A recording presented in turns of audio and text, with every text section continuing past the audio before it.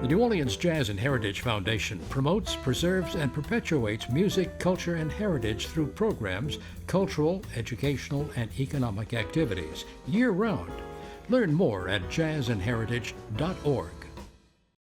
This program is brought to you in part by the Eugenie and Joseph Jones Family Foundation, a local foundation proud to support education, the arts, and culture in the greater New Orleans area. Support for this program comes from the Gail and Tom Benson Charitable Foundation, committed to funding educational causes. Steppin Out is made possible in part by Susie and Pierre G. Villery. Whether it's the latest museum exhibit, the newest restaurant, or the current hot play, we appreciate the weekly updates on the arts, music, and entertainment. Let's step out.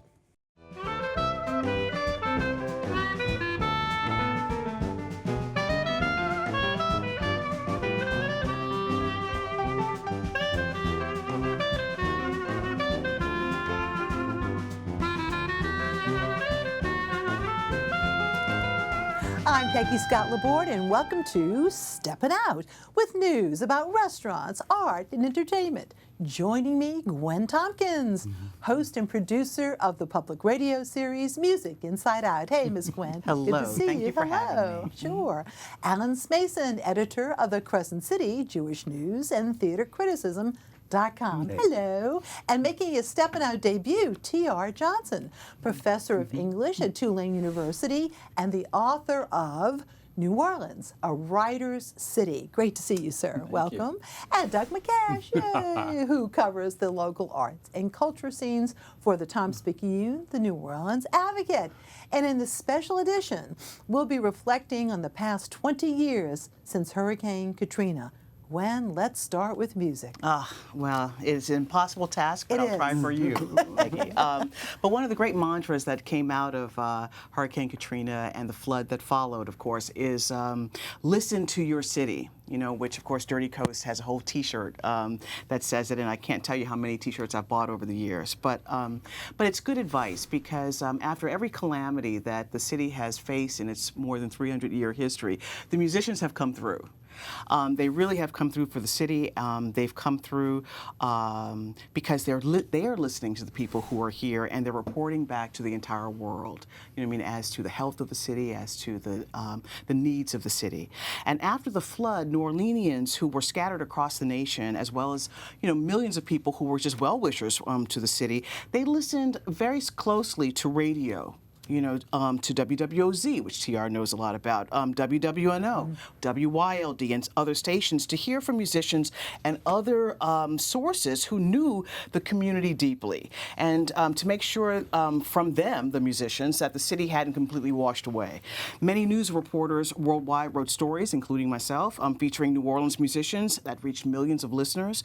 And in later years, David Simon, the executive producer of HBO's Treme, did a great job showing the importance of radio in New Orleans after the flood.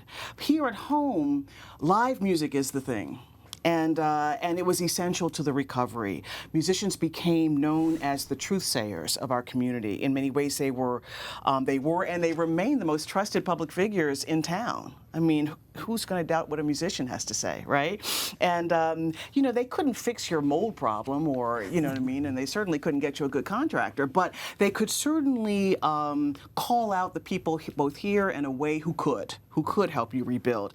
And to paraphrase a really great old Iris DeMent song, they could give comfort to friends when they're hurting and make it seem better for a while, So after the flood, performance spaces like DBA and Club Caesar, where Big Frida came through, and the Maple Leaf Bar, Snug Harbor, Tipitina's, Howlin' Wolf, the Old Mother-in-Law Lounge, they opened early. And other clubs began opening as well. And there were places where people could come and congregate and almost have a church experience. They could be together, they could remember the New Orleans that they wanted back, they could, the performance spaces also offered employment opportunities for so many musicians musicians who needed the work at that time, because as you all remember, the city had stopped to a large degree. Not all of the venues have survived these 20 years, but new venues have popped up. The Bayou Bar at the Pontchartrain Hotel, the Jazz Museum at the old U.S. Mint, the George and Joyce Wein Jazz and Heritage Center, and the Broadside, on Broad. I mean, they've come and they've expanded the number of workplaces that are available to performers.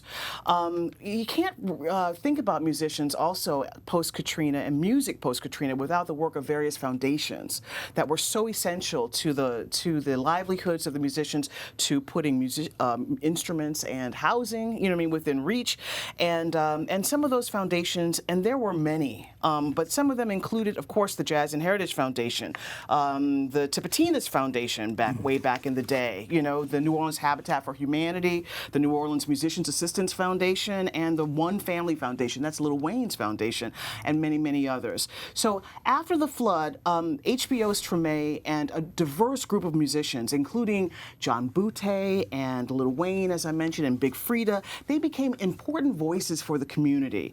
They were reminding everyone all the time that the city needed resources, but they also pointed out areas of hope and energy and humor in our situation. Hip-hop artists, in particular, they really lifted the city up worldwide. And John Boutté's performance at the 2006 Jazz and Heritage Festival, I will never forget. It was one of the greats. And I still go back to it sometimes when I'm feeling a little low. But also, it's important to remember that the maestro Carlos Miguel Prieto, this guy began his work, I think it was the week of Katrina. That was his first, it certainly was his first month on the job as the conductor of the Louisiana Philharmonic.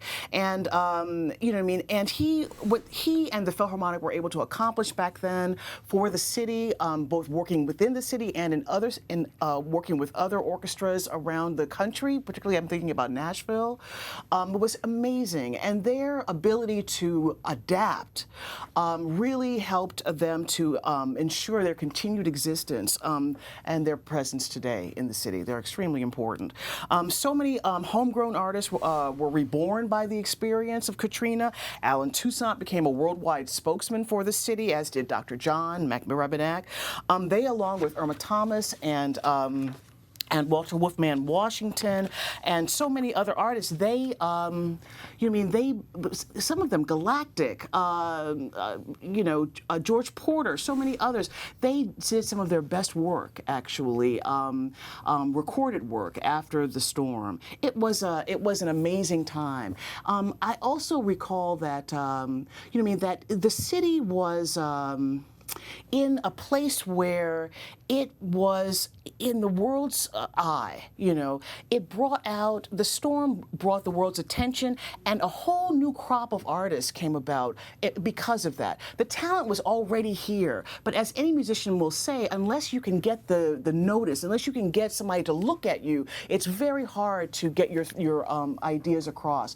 And so I'm thinking about people like Tank and the Bangas, who won the NPR Tiny Desk concert, not Tiny Desk competition, actually, back in 2017. I'm thinking about, Trombone Shorty, who replaced the Neville Brothers, at the Jazz and Heritage Foundation. He went on to, to a major national career. He's a Grammy winner. He has his own foundation. It's amazing.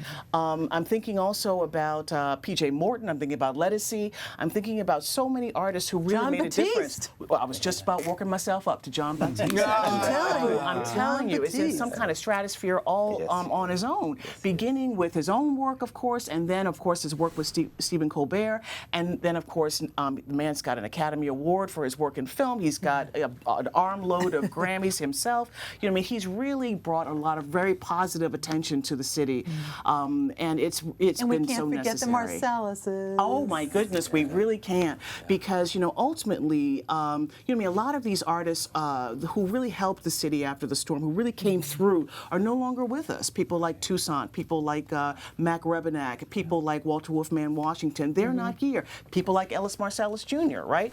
But thank goodness there were people like his sons, you know what I mean, Branford Marsalis, and of course his students, you know, Harry Connick Jr., who got together and made the musicians village, as well as, of course, that wonderful Marsalis performance space out in the 9th Ward and all. And so ultimately, the new faces and in New Orleans, the musicians who are here now, they have and the foundations, they have a newfound... And the Moose Jameson exactly. Heritage They have a Stage, newfound interest in music. cultivating the younger generations of New Orleans into music. New Orleans has always been a generous place in terms of older musicians helping younger musicians, but now it really is about listening to the young people of this city and finding a way forward for everyone. Thank you so much, Gwen. I know that was hard. Just 20 years, just 20 years. And Alan, you too have that challenge. Yes, I know. Well, I'm going to have to go through this as quickly as I can, and I apologize if I leave anybody out. But prior to the COVID pandemic, no other city experienced a complete breakdown in theater as we did here in New Orleans after Hurricane Katrina. There was one theatrical oasis, however, to everybody who was living in New Orleans in 2005, 2006, 2007, and that was Le Chat Noir. And you cannot really consider Le Chat Noir during those very hard times without thinking of Ricky Graham, especially with his survival show, I'm Still Here Me. Of course, Ricky was not alone. He often collaborated with Varla Jean Merman in shows like Annie Mame and Shut Up Charlotte. Varla and Ricky regularly sold out performances at Le Chat. It was originally set up, of course, as a cabaret space, but became so much more due to the efforts of Barbara Motley. Le Chat even sponsored one-act play competitions each year until the venue closed, unfortunately, in July of 2011. But by then, New Orleans had already won a Super Bowl. Barbara's chief cook and bottle washer was the beloved Sue Gonzi, who did it all: lights, sound, and even occasionally sang. But to me, the company that meant the most in post-Katrina recovery on the theater scene was the NOLA Project, a group of mostly New York University Tisch School students who came down just before Katrina with the cripple of Inishmaan and who unbelievably stayed. Who can forget the bloodbath in the Lieutenant of Inishmore, or their original adventures in Wonderland with 3 simultaneous tracks, or Gabrielle Reisman's Taste, which was all about Katrina recovery and actually cooked foods that the audience ate at each performance. For more than a decade, they also brought about incredible performances in the City Park Great Hall, like Romeo and Juliet, or at the Sydney and Wall the Bestoff Sculpture Garden. And of course, after Le Chat closed, Sue Gonzi bicycled over to Mid-City, where Fred Nunzio and she ran the Mid-City Theater for 4 years on Toulouse Street, also helping us in our recovery. There are lots of changes outside of New Orleans proper, too. The first big change was at Rivertown Repertory Theater in 2012. After 25 years, the new management for the theater came in the form of Theater 13, that was formed by Gary Rucker and Kelly Fushi. They took over the main stage at Kenner, and they also transformed the original theater into a lanyard theater for additional performances. And while they've done a lot of plays like the British farce Noises Off that we see here, they have also excelled with big musicals like Oliver, 42nd Street, and The Prom. And JPS finally got its 1,000-seat facility at the Jefferson Performing Arts Center on Airline Drive. That's a major new performing venue to replace the old East Jefferson High School venue. But for now, I really want to get back to New Orleans proper. The 6-year struggle of Southern Rep to find a new home after losing their lease became a major concern for what was the closest to an equity company that we had prior to Katrina. Eventually, they elected to get a lease at the former St. Rose de Lima Church on Bayou Road, but the cost associated with refurbishing the building and having 30% less seats than they had earlier really cut into their profits. They did, however, debut locally the John Bigonet Rising Water trilogy, consisting of Rising Water, Shotgun, and Mold at Southern Rep. And here we see the artistic director, Aimee Hayes, and playwright John Bigonet and myself at a talkback. There were a number of reasons for the demise of Southern Rep. Some of them involved social media pushback, but the 2 biggest problems were the financial hardships and the COVID pandemic that set in and prevented any kind of reorganization. Today, we have the Andre Calou Center for Performing Arts and Cultural Justice in its place, and the Crescent City Stage Company is our area's newest equity theater. Now, following Katrina, we also saw major changes at our oldest theater, Le Petit Theatre de Vieux-Carré. Following the tenure of Sonny Bory and Derek Franklin, Gary Solomon stepped up to take over running that Grand Dame for a time. And then Cassie Steck-Worley, who was president of the board, helped to orchestrate a major shutdown of the theater around Christmas of 2010 due to a financial crisis. Eventually, though, Dickie Brennan was able to secure a partnership with the theater, and Tableau, in the former Teddy's Corner, is the result. But through the years, Le Petit has managed to showcase a lot of talent. One show that had legs of its own is Wine Lovers, the musical, and that starred Jamie Wax, the New Orleans playwright whose Call Me Izzy with Gene Smart is currently on Broadway. There have been lots of high water marks with musicals at Le Petit, too. For instance, the regional premiere of Hairspray with Sean Patterson and Butch Care. And, of course, great shows like the regional premiere of Something Rotten, done under the leadership of artistic director Maxwell Williams, seen here at the right, and Michael McKelvey, the recently departed Summer Lyric Theater artistic director. And despite losing his longtime headquarters on Carrollton Avenue, again to a lease, Anthony Bean continues to teach and inspire young people across New Orleans. He's had great success before and after Katrina with the August Wilson cycle of plays, as well as originating works like 504 and showcasing stars like Charmaine Neville and Irma Thomas. But no other structure in New Orleans meant more for theatergoers than the reopening of the Sanger Theater in 2013, a full 8 years after Katrina. The first of the musicals, by the way, that was the regional premiere of the Book of Mormon, and it'll return here this next season. We all seem to be recovering quite well at the area theaters 5 years ago when the unthinkable happened. Theaters were shut down, not just in one town, but across Broadway and around the world.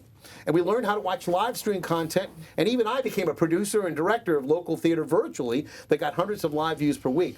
It took 8 months before JPAS presented a one-man show with social distancing and masking, The American Soldier with Douglas Terrell. And then 2 months later, Stogie Kenyatta had another one-man show, The World Is My Home, in which he portrayed athlete, singer, actor, and activist Paul Robeson.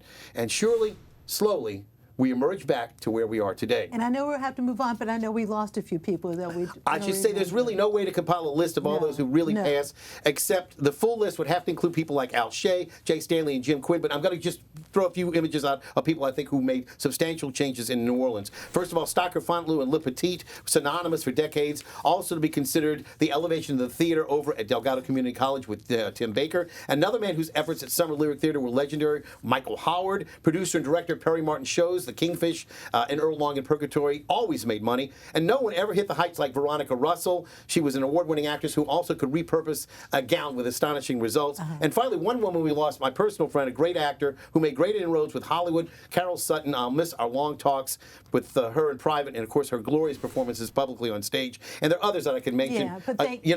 I just running out of time. Again, great job, we though. just had a tremendous success from coming back from Katrina. All right. Thank you so much. And on to Doug. Peggy, I couldn't have been more wrong about everything after Katrina. After the storm and flood, I thought the last thing that would recover would be the art in New Orleans. And I was completely wrong about that. I said to myself, who's going to make art under these circumstances? Who's going to buy art? Where can it be displayed? I thought the museums were closed indefinitely. I thought the artists had been chased out of town, and the galleries were kaput, and certainly there was no need for an art critic. All these things went through my mind, and I was completely wrong. What happened was just the opposite. Given a few years to recover, 2 or 3 years, New Orleans art scene exploded, the visual art scene. Not only did the museums come back and the galleries recover, but we had a whole new gallery stretch. We had St. Claude Avenue and Julia Street and the French Quarter and Magazine Street. That all came back. 30 days after the storm was the first exhibit that I'm aware of after Katrina. Jeffrey Holmes and his wife Andrea Garland dragged a bunch of debris and flooded furniture out onto St. Claude Avenue and declared it an art exhibit. They called it toxic art, decorated it with graffiti and caution tape, and invited people to come. It was the first and only exhibit I ever had to pass through a National Guard checkpoint to go visit. It remains the only art exhibit that I'm aware of that the artist was arrested afterwards in a misunderstanding with the National Guard, who were the ultimate art critics at the time. And that was just the beginning. We had established the pattern. By 2008, the spotlight on our recovery had begun to dim. Our recovery was becoming old news when the most famous artist in the world secretly showed up in New Orleans and painted 17 murals around town. That's the British Banksy? graffiti artist Banksy, which once again drew the spotlight. He was more than a celebrity. And then one thing after another happened.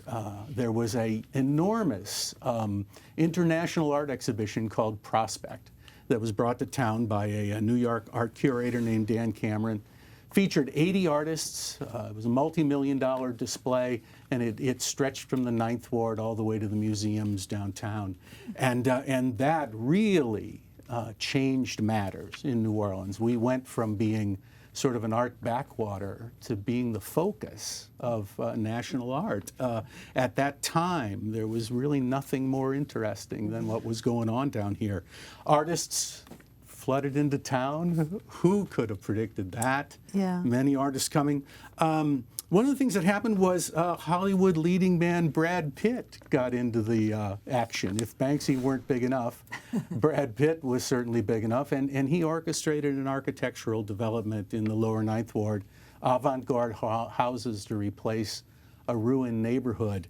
And there was even more going on. There were a couple of art foundations at the time, or art organizations at the time. The New York-based Joan Mitchell Foundation, and a couple of guys from Texas, Michael Mangeris and his partner, who founded Sculpture for New Orleans and planted sculpture all over the city. And it was like it had never been. One of my favorite memories was Alex Podesta's City Watch, where mannequins dressed as bunnies looking out over the cityscape from the Falstaff Brewery, and I think that certainly set the tone for something or the other. All of this went on and passed in a way. New Orleans remains more of a nationally known arts center than it was before 2005, certainly, and the art scene flourishes. Now, to be honest, that post-Katrina bubble has deflated some. Make It Right turned out to have some profound construction issues. Prospect just announced that they have no plans for their next show, etc. But nonetheless, all things considered, we became more of an art center than we ever were after the storm. And then we still have our black masking Indians who make art. Okay. We do indeed. That was a real hand-wringer after the storm. Were the traditional arts going to come back? And indeed they did. And in fact, one of the most fascinating things that happened was a whole new form of sort of neighborhood folk art popped up. And I don't know if you all remember, but do you remember when people started decorating their cars as if they were candy wrappers or cookie wrappers? Do you remember that? And it would be Flamin' Hot Cheetos or lemon heads would go driving by you. This was incredible. And it was as if we had taken our craving for costuming and imposed it on our cars, and it was wonderful. I love it. So it's still there. Just it's still learning there, you know. yes, but indeed. thank you so much, Doug. And moving over to TR, the literary scene. Oh my! Thank you, Peggy. Yeah, the literary scene here has been absolutely extraordinary since the storm. New Orleans has always been a town with a great deal of literary activity out of all proportion to its actual size. But my gosh. Katrina was such a profound event, the scale of it, the impact of it, the profundity of it. Everybody who had any association with this part of the world knows their life in terms of a before and after that event. And not surprisingly, this has led to an outpouring of writing, you know, oral history projects and storytelling projects of all kinds, building archives of personal narratives.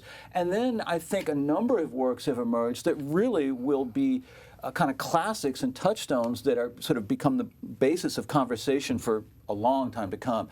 The first thing that springs to mind is 5 Days at Memorial. You know, the story of what happened at Memorial Hospital.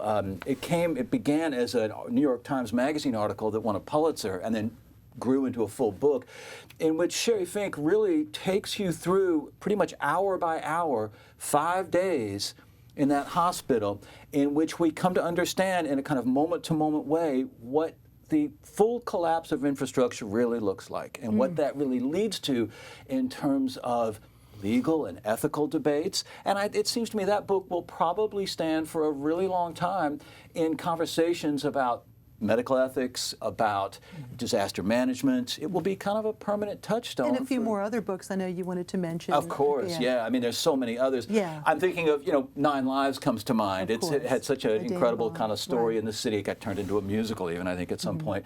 But following 9 lives from Hurricane Betsy up through Hurricane Katrina and its aftermath, tracking those very different kinds of lives, these different kinds of New Orleanians as they come through the staggering experience of the storm and the whole range of kind of experiences that were there. And Christopher Rose, my goodness, in the middle of it all. Huh? Incredible. That book, I was just looking through it this morning, One Dead in Attic. It's just, to me, that is just like a raw artifact of the moment itself. Those dispatches that he was putting in his columns in the Times-Pic.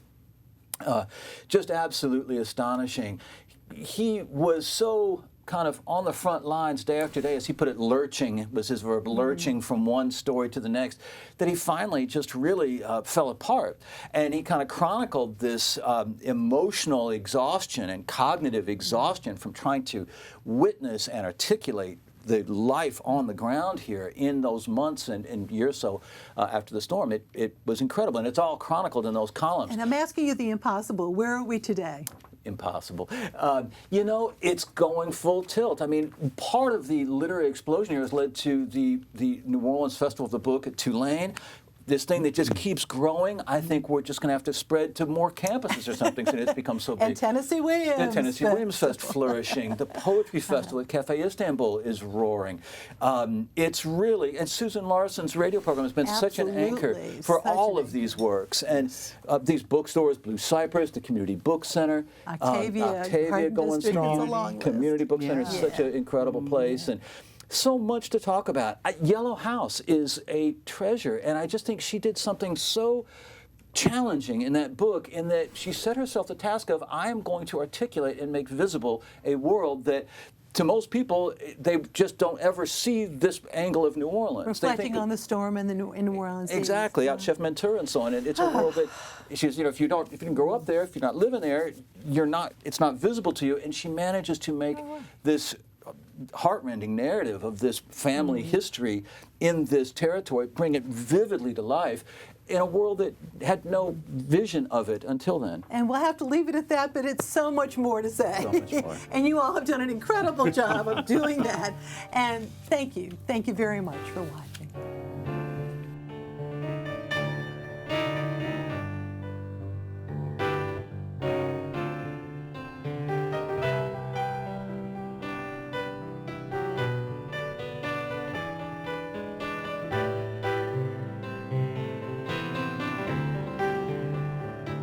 Programming on WYES is made possible in part by Susie and Pierre G. Villery.